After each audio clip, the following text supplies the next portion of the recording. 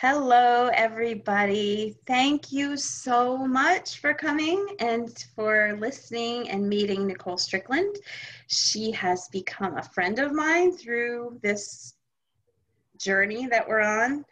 And Nicole has agreed to come and talk to us about her experience and her son, and with something that she's going to help us with in the group. So I'm so excited that you're here, Nicole, and I appreciate you so much. You've been such a big help to me lately. So well, thank you for having me. Thank you.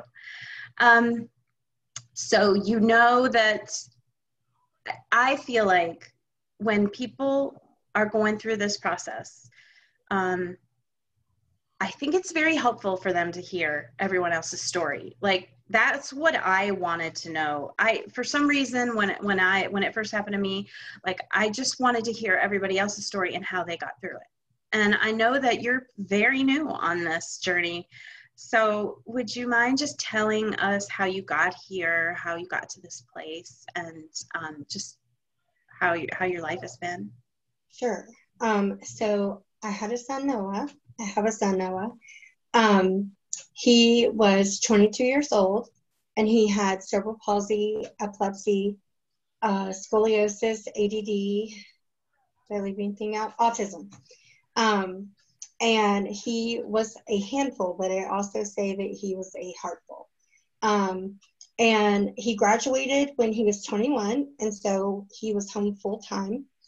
And his autism was getting more and more aggressive, and things were just becoming more and more challenging. And the day before, on September 17th of 2019, which the day before had been my birthday. And so he had been up kind of late that night because my family had been over. And I laid him down for a nap the next day, and he slept for a very long time. And I thought, wow, he's been asleep. Like, he usually didn't even go to sleep. He would lay down for like 15 minutes and then get up and be done with nap time. And so he had been asleep for about 2 hours, and that was a super long time for him. And I started to get concerned. And so I waited about 10 or 15 more minutes, and I'm like, okay, that's enough. And I went in his room, and he wasn't breathing. He had died in his sleep. And I started CPR, and I fought for him for 6 minutes and 58 seconds. But when the paramedics arrived, there was nothing they could do. He had probably actually been gone for 2 hours or so. He had been gone for a while. So for your last 23 years of life, you've been taking care of Noah full time. Yeah. I mean, it was a lot of caregiving, right? Yeah. It was 24/7. He had seizures, so I was always having to watch out for those. And then, he had his medications, and he had personal care aides, so we had a nursing schedule and doctor's appointments, and he was in school, but even that looks different when you have special needs. Like, all of that is different. And then after school, he didn't go anywhere. He was just home full time.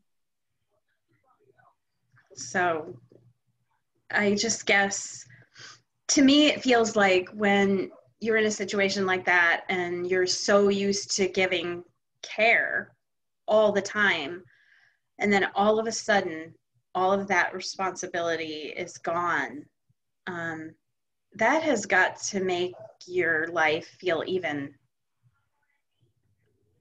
like, not only have you lost your child, but you've lost your daily routine completely.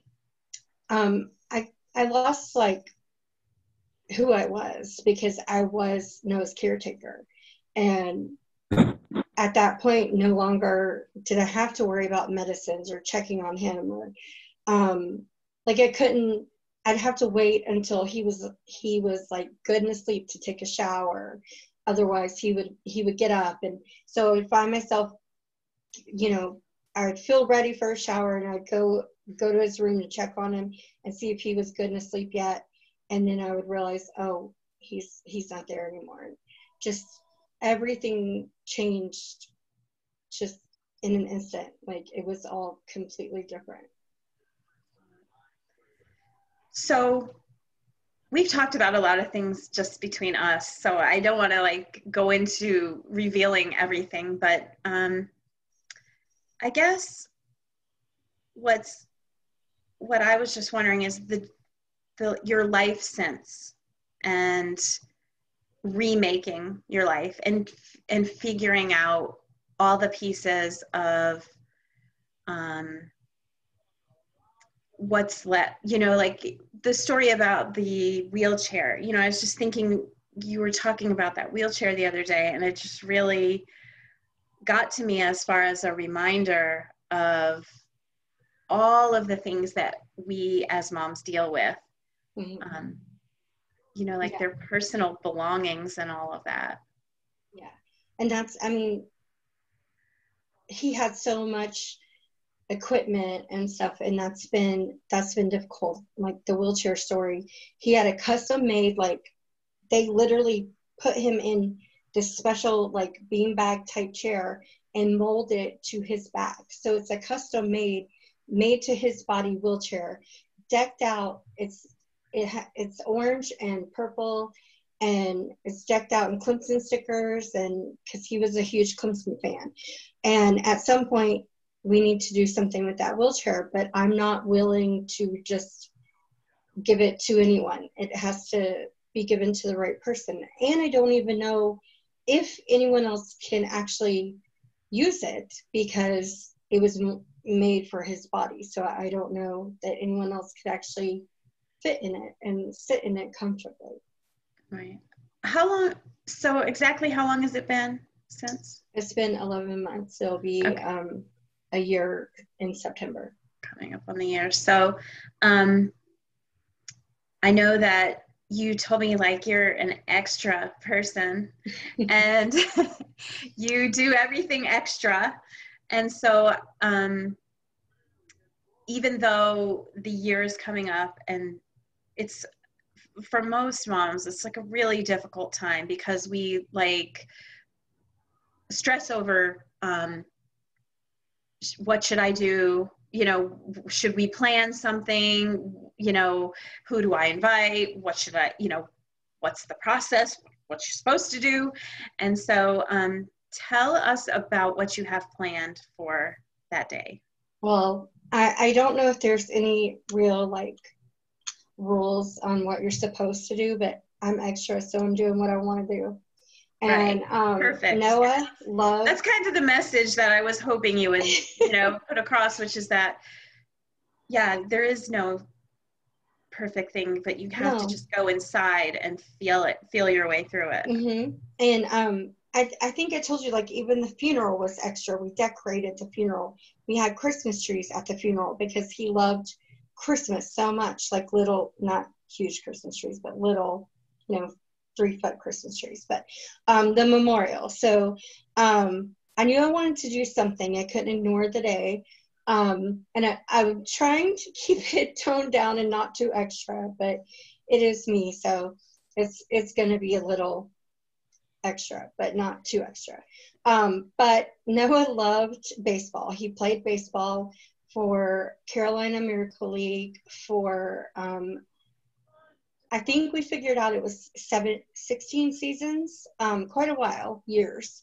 And if you don't know what that is, it's a special type of baseball for kids with special needs. It's a special field that's all made where wheelchairs and walkers can go on the field, and they play with buddies. And one time they didn't have a buddy, and so my dad was there, and he was Noah's buddy. And so from that day on, Granddad was Noah's buddy. And so they played baseball together for years. So we've gotten special permission. They're not even, because of COVID, they're not even playing this fall. But we've gotten special permission to use the field, and we are going. We're inviting other people, but just our family is going to walk the bases and hold a picture of Noah. And we are going to live stream at the same time and try and raise a little bit of money for Carolina Miracle League. I would love to raise enough money to be able to offer a scholarship for another child to play in Noah's name. And then the extra part comes in the fact that I decided we needed snacks. Noah always ate popcorn after the game, so we're going to have popcorn and sodas. And then Noah also always had theme music. And so his theme music was Bad Boys, the cop song. And so we're going to have that playing too, and whatever else my little brain comes up with between now and then. That's so cute. And it's, you know, even though it sounds like, you know, individual for you, mm-hmm. I really feel like it could give people an idea of something. Not that they're going to go and do the exact same thing, but that they can go inside to what was meaningful for them, mm-hmm. and try to make those days into something like that. And I think I told you that, you know, all these years, I never really established a tradition for Nick's birthday or the anniversary. I mean, it was all just very quiet and introspective for me. And I regret that, you know, and I don't want to put pressure on anyone to say you must do this, but just to know that it's nice to have the framework of a tradition, so that on those days when you think you can't do it, you know, you've got that framework. And I never will push anyone to do something that they're not ready to do. And I mean, honestly, Nicole, for a year, you're taking a lot on, and I'm sure it's going to be a very emotional day for you, but I understand why you're doing it. And I think it's beautiful. I really do. And I get to be there because I live not that far from you. So I'm going to be there. You're my support person that day, so. Yes, I'll be there. Y'all, I'll hold your tissues because I know we're all going to be crying. So since it is so early, you know, it really is early in your journey, and I don't know if it feels that way to you or not, but do you ever see sparks of your future and what you want it to look like? Not yet. I'm still just trying to get through one day at a, sometimes it's 1 minute at a time. Yeah. I'm just trying to get through that and see where that takes me. I mean, I have goals, but I don't know, you know? Yeah, no, exactly. And I think one day at a time applies to this more than anything else I've ever heard of. You know, it literally is one day at a time. And when you get to have a good day, you just have to grab it, because you never know when you're going to get the next one. You know it's coming, but it's hard to find sometimes. You had said you and your husband have had a time of reconnecting, really, right? Mm-hmm. Yeah. We got married when Noah was 4, so we never really had just us time. And so he was furloughed when COVID first started. And so we just were stuck together, and we made the best of it, and it was really nice. It was like the kind of like a staycation, a honeymoon that we never had. We did puzzles, and I hated puzzles, and we did puzzles, and we played cards, and I kicked his butt at Scrabble, and we had a fun time, and we just reconnected and learned to laugh again, and it was good. It was like the best thing that came out of COVID. Yeah. Because I mean, a lot of times after this, people talk about marriages failing, you know, and they say a lot of different statistics, and I really don't know if all of those are really true or not. I mean, I ended up getting a divorce afterwards, but I'm not going to say that's why we got a divorce. You know, we just didn't have a good marriage. But I, I think because men and women grieve so differently, that's what causes the problem. Mm-hmm. Did you guys grieve differently? Oh yeah, it was apparent the day Noah died that we were gonna grieve completely different, and that was hard. Like we were so used to being so similar that it was hard that we were so different in that, and it did cause like a little bit of rift between us. But we both started in, well, I had started therapy about a month before Noah had passed, just because him being home all the time was giving me so much anxiety. And so we both were in therapy, and that helped a lot, like just being able to talk to our individual people. And then that way we could focus on, you know, not having to, I mean, we still talked about it, of course, but it wasn't like I needed him to hear me. I had someone else to hear me. So I could, you know, try and hear him, if that makes any sense at all. Well, that's really smart what you're saying, actually, because the thing is, we're both going through our grief.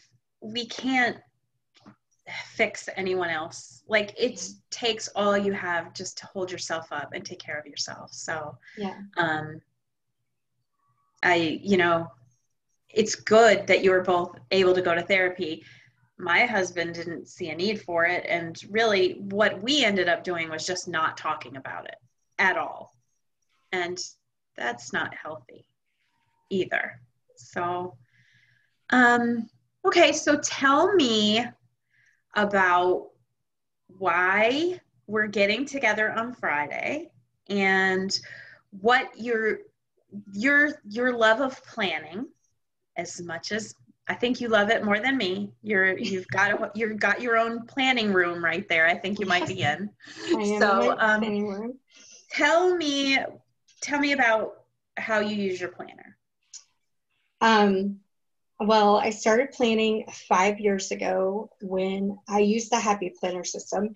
So when the Happy Planner was created is when I started using it. And originally it was to keep me on track with all of Noah's stuff. He had appointments and school stuff and all of that. But now it's morphed into a journal, a gratitude journal. I keep memories in there. After Noah passed, I was looking for something, and I went back through my old planners, and I didn't even realize this, but I had kept a Christmas card, like we did the photo Christmas card, and I kept a Christmas card in my planner from every single year. And I have those in there. And I had written things like the first time he ate a taco is in my planner. I know the exact date he ate a taco. Wow. And so I try to continue doing that, even though he's not here. I try to continue, you know, writing things that I'm grateful for, writing memories about him,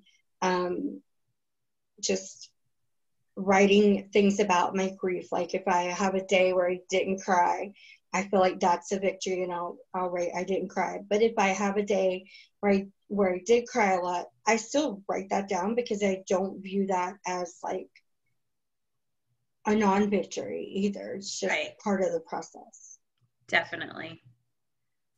So how will this class work?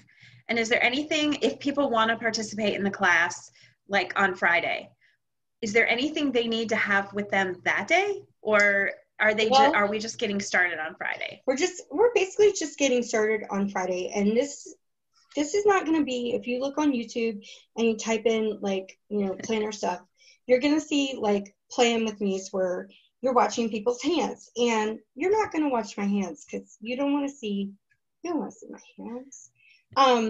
And so what I've done is I've created, for the first four weeks, we have different classes, and each one tackles a different method, I guess we will call them, that I've used in my planner to get me through the grief. And then I talk about it and I show you examples from my planner on how you can incorporate that into your planner.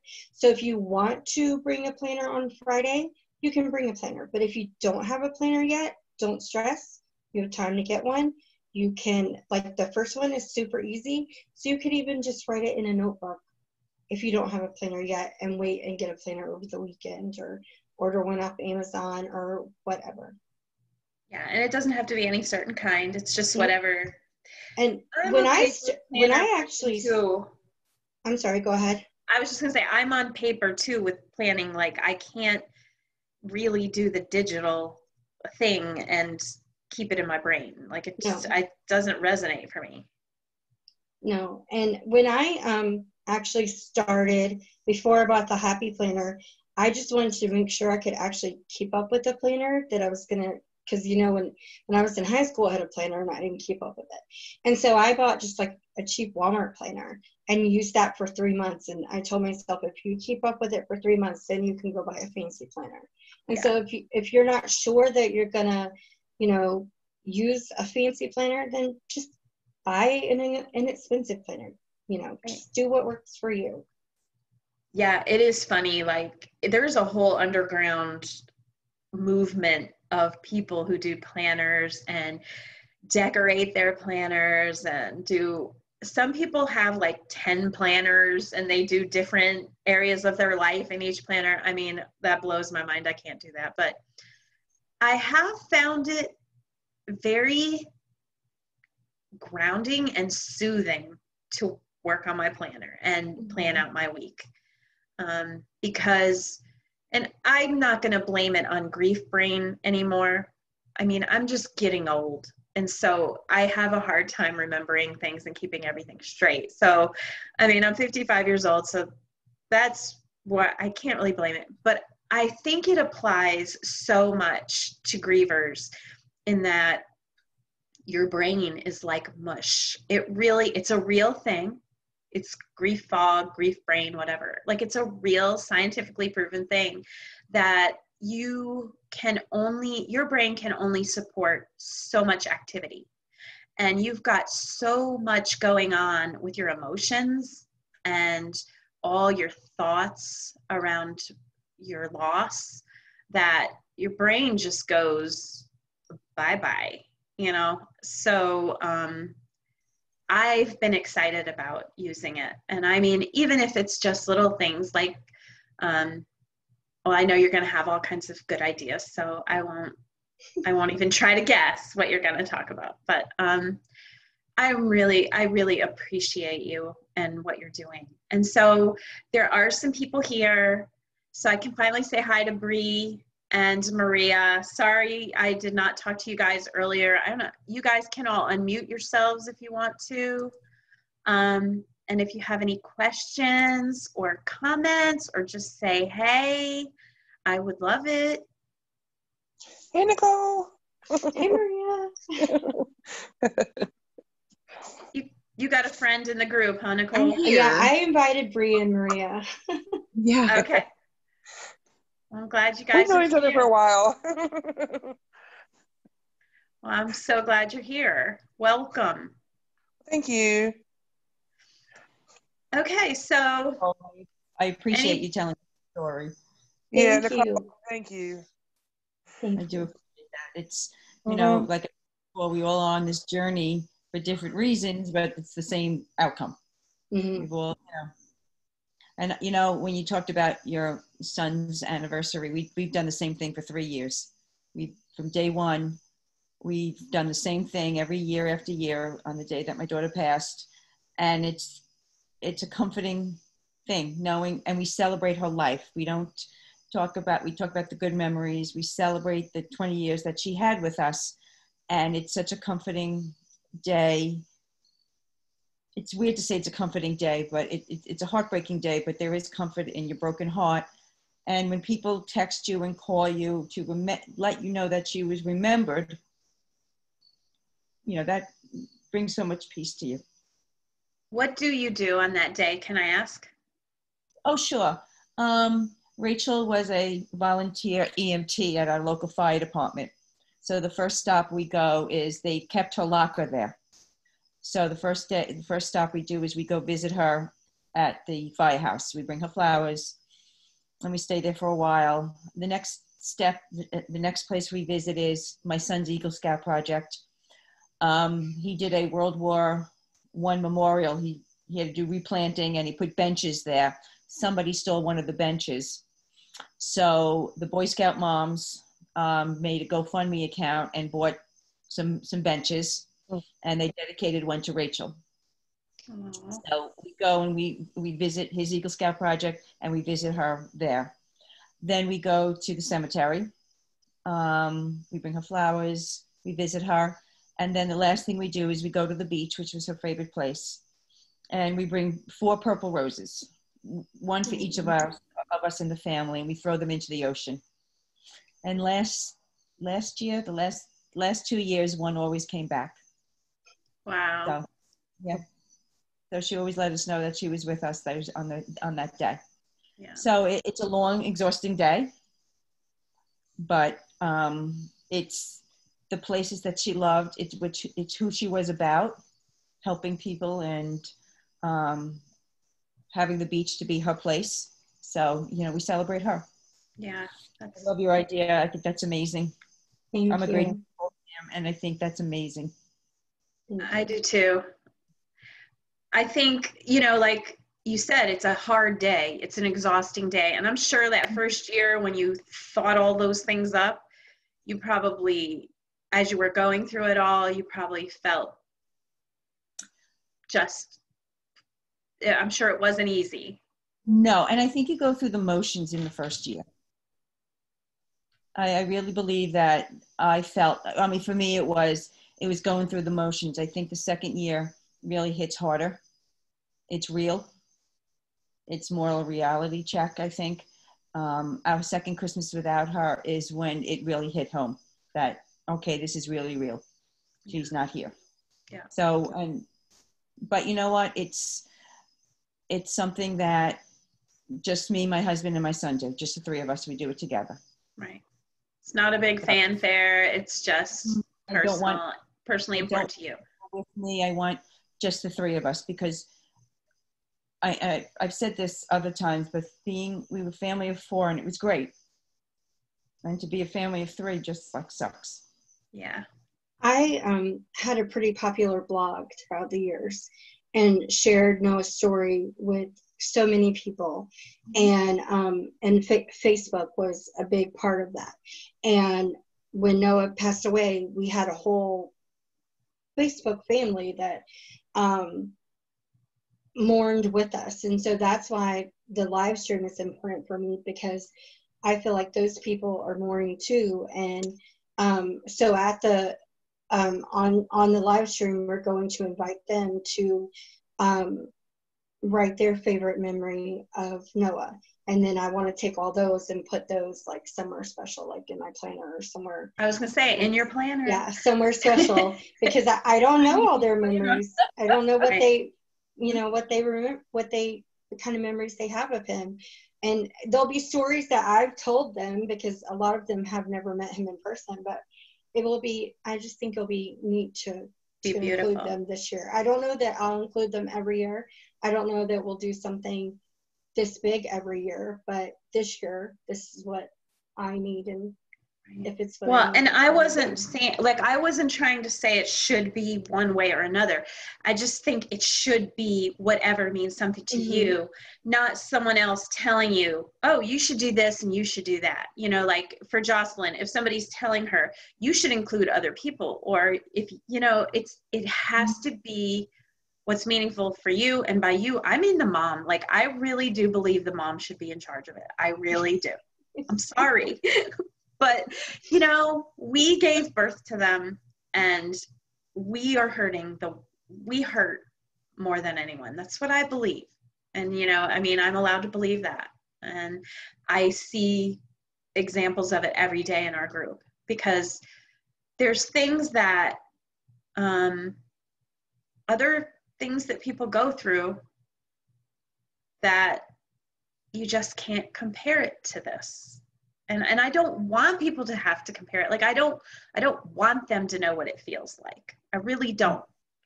But all I can say is within us, within our group, you know, that we deserve to do it however we want to do it. So I think you're all doing the right thing. Everyone, as long as they're doing what's in their heart and not just listening to what everybody else says. And it's easy to do that, you know, especially if you're a people pleaser, which, you know, I've struggled with that, but with age comes experience with some of this stuff too. Oh, absolutely. But anyway, Nicole, thank you so much for doing this, for doing the class, and for doing the interview.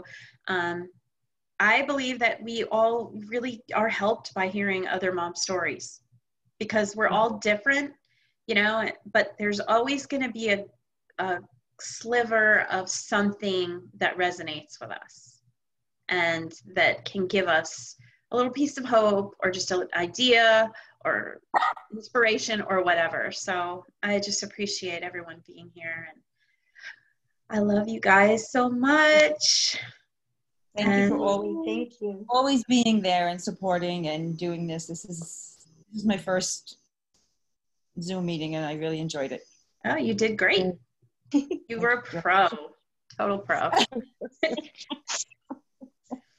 Okay, well, I love you guys. Thank you so much. We will be putting the recording of this interview in the group for everybody else to watch, but I appreciate you, and I hope you have a good night. Thank you. Thank you, Nicole. Bye. Bye. Thanks for coming, Maria. Thank you, Bree. You're welcome. Bye. You're welcome, honey, anytime. Thank you. Bye-bye. Bye. Bye.